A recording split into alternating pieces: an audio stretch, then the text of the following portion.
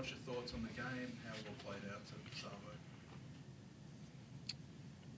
There was a lot of bad performances in that arena tonight. A lot of bad performances all round. But that starts with me. I didn't prepare our guys good enough to be ready for what Southeast was going to come with, especially after the way they played against Melbourne. So that's on me. It was a pretty competitive first half. How can you explain what happened in the third quarter, I guess? It seemed like it all just fell apart. Without watching the film, but looking at the stat sheet, I would say the foul count, like that started to take its toll. That'll be interesting video watching.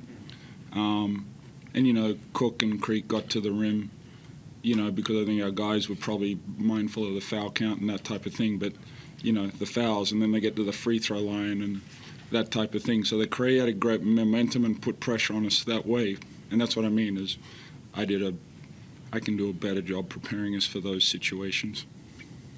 Gap between best and worst you talked about during the pre-season, is that a real concern after seeing how you start and how it goes? I don't want it to keep happening or repeating, so we'll try and avoid repeating it so we don't have those highs and lows. Is there anything you can focus on specifically to avoid that? We're an emotional team.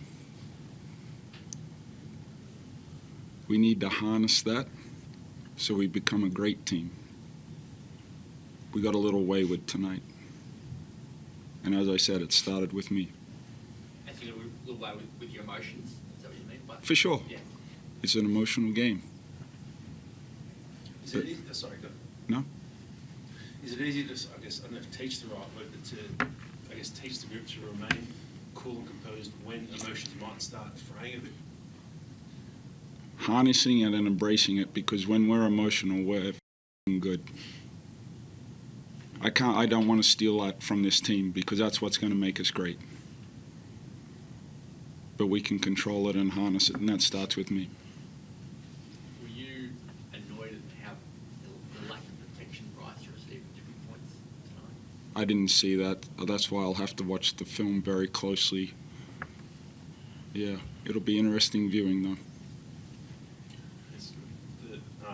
Phoenix had 32 foul, about free throws. Does that play into the thing that we're sort of talking about as well? Just the, I guess, giving so many fouls away and that sort of thing. Well, if you accumulate that many fouls, I don't have my glasses, so I think we fouled like 30-something times. But you're going to get to the foul line when the bonus is at 5. So that accumulation. So we put a lot of pressure on ourselves when they get easy points from the foul line. You know, all the analytics gurus, Olgun, he'll tell me it's like 1.9 points per possession when you shoot 80% from the foul line or something like that. But just the foul pressure they put on us. Is that a discipline thing from your guys, or do you need to speak to someone about how the game is being officiated? No, like it's our discipline. You know, the game's going that way. You know, so it's you got to take responsibility for your performance, but we can look and review at things to see, you know, if the emotion sometimes is warranted. Alex, real good first half, pretty efficient. Yeah. Challenged a fair bit second half. When Cook come at him, how do you think he handled it? How do you want him to handle it when guys are challenging him physically, going at the rim at him as this season goes on? Like he was phenomenal. And then they went at him. That's basketball. Like, if all these experts in the room have got him when they do on the list, like he has to understand how to play through that. And he has the ability and the talent. That's what excites me. But I have to allow that to happen so he can live and learn from that. Yeah, he was pissed at me the other night because I didn't play him, so he retaliated pretty well. And that's where I think this group has great upside, is we do have some nice depths. We have good youth. You saw that on display at the end of the game. Those guys fought, and they deserve what they got out of that situation.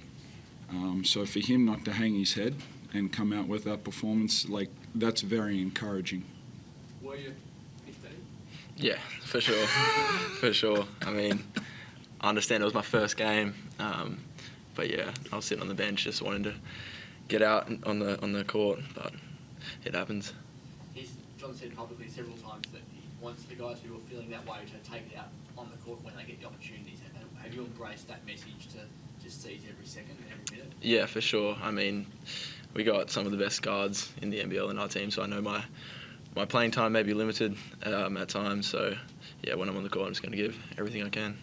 How'd you sort of find out, especially in that third quarter, when South East made that huge run? Is it sort of, do you almost feel helpless when you're just getting bombarded by bucket after bucket, I guess? No, not really. I mean, as I said before, we have some great guys in our team, so I trust that they're going to get the job done, and I mean, they trusted me tonight as well. I mean, from a player's perspective, we've heard from the coach's perspective, but that emotion that was just referenced, how do you sort of see from the players' point of view how to sort of handle that aspect of the game, I guess? Yeah. I mean, yeah, as he said, we are a pretty emotional team, but I mean, we're still going to give it 100% whenever we're on the court, but there's not much we really could do tonight. Ben, what's it been like for you stepping into the NBL, and what's it like in the game for you? 'Cause it seems like you're doing pretty well to find your shot, find ways you can be effective.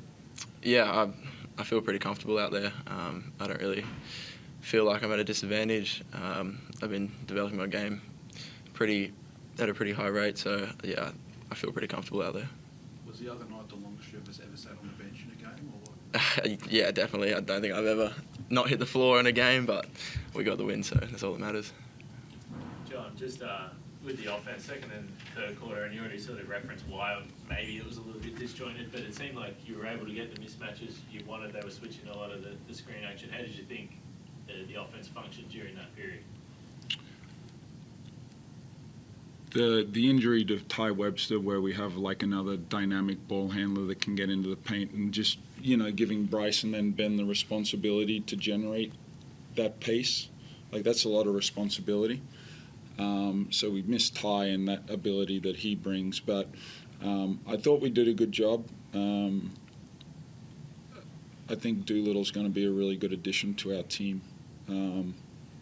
I saw some things in his game tonight that I think we can utilize to even take our offense to a different level once we get everyone back in sync and on board. And like, he's practiced one full practice with us, a couple shoot-arounds. So it's very encouraging. The way I like to play the game, the way he generates offense for us and for himself, I think he'll be a good fit.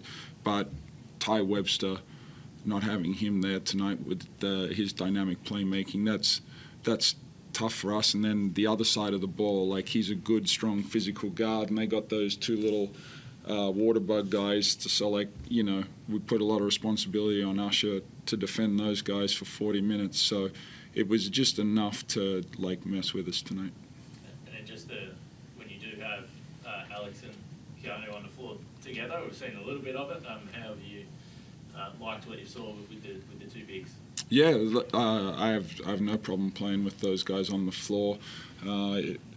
Towards the end of the second quarter and certainly the third quarter, I was trying to, like, those two had foul trouble. We had Usher, we had Hiram Harris. So trying to, you know, play a guy through a bit of fouls, but hopefully he doesn't pick one, and then let's go with another, like, you know, I was like trying to guess too much in that situation, and we just couldn't generate a rhythm once we got in foul trouble like that. We've seen a lot of bigs come to this league and have troubles, whether it's a foul trouble or just trying to adjust. Yep. Tonight, it looked like there might have been some frustrating moments for Alex. How have you found that aspect of teaching him coming to a pro league that's traditionally been sometimes challenging for big men in that regard? I think, well, from my standpoint, he's done a great job of handling that part that you're asking about. I think tonight, if he wants to be a really good professional basketball player, you're going to have to understand how to play and minimize someone like Cook when he's in that mindset. So instead of me getting frustrated or disappointed and trying to solve it, he just has to feel that a little bit. Because next week he's going to be better. Like every week, and I'm actually waiting for the week that he doesn't get better, but he's been here, Craig, 10 weeks, 12 weeks now? And he just incrementally, like he had a passage of play against Tassie the other night where I'm watching and he's competing at a high level. When he first got here, he didn't compete at that level. So it's incremental, and like he is a willing learner. So I got nothing bad to say about that situation, but in moments players have to feel that sometimes to understand, he's not back in Toulouse. Do you have a timeline on Ty at all? No, I don't, no. There was that moment in the third quarter with Alex and Tyler. In that vein, you kind of mentioned the emotions of the game earlier. Did you kind of like to see Alex kind of go back at Tyler when he bumped him like that? Like absolutely, and like let's not be naive in this room. Like, what do you think other teams are trying to do? So that, for me, that was great to see. Like, that's his maturation as a player. That happens. That's sport. If he walks away, everyone says, "Oh, he's soft." Is it a fine line? Absolutely. But I'm all about that. And speaking of that, when I watch Ben, the thing that just stands out to me is just he's totally fearless. Mhm. Every single time he Yep. gets the court.